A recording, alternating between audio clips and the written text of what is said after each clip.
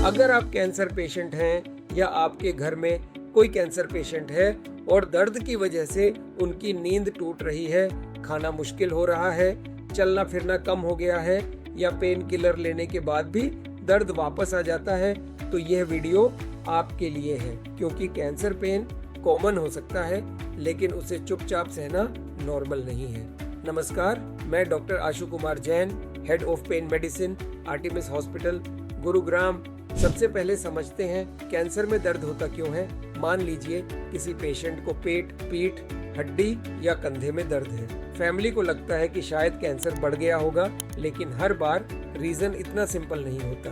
कभी ट्यूमर आसपास की नर्व्स, बोन्स, मसल्स या ऑर्गन्स पर दबाव डालता है। कभी कैंसर हड्डियों में फैलकर मूवमेंट के दौरान दर्द बढ़ा देता है। कभी टिश्यू डैमेज, इन्फ्लेमेशन, स्ट्रेचिंग या ब्लॉकेज की वजह से भी दर्द हो सकता है। और कई बार दर्द कैंसर से नहीं बल्कि उसके ट्रीटमेंट से होता है। सर्जरी के बाद नर्व पेन हो सकता है। कीमोथेरेपी के बाद जलन या झंझनाहट महसूस हो सकती है। रेडियोथेरेपी के बाद स्टिफनेस आ सकती है और कॉन्स्टिपेशन, स्वेलिंग, क्लोटिंग, वीकनेस या आर्थराइटिस जैसी समस्याएं भी दर्द बढ़ा सकती हैं। इसलिए कैंसर पेन में सबसे जरूरी बात यह नहीं है कि कौन सा पेन किलर लिया जाए, बल्कि यह समझना है कि दर्द की असली वजह क्या है। अब एक और कॉमन प्रॉब्लम होती है ब्रेक थ्रू पेन। इसमें पेशेंट का रेगुलर पेन कुछ हद तक कंट्रोल में होता है, लेकिन बीच बीच में अचानक तेज दर्द उठता है, जैसे करवट बदलने पर, चलने पर, खाना खाने के बाद या कभी बिना किसी क्लियर रीजन के।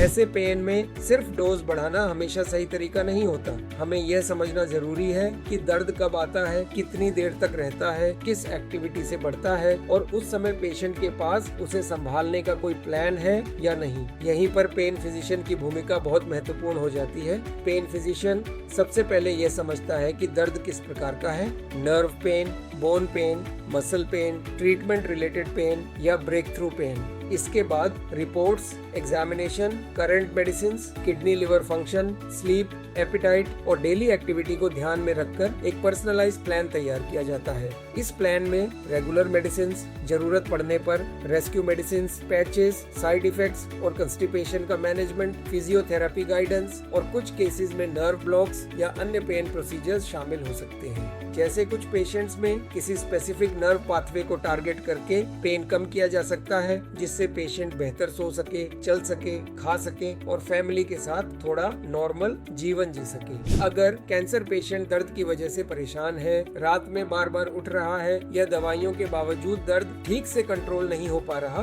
तो इसे नजरअंदाज न करें।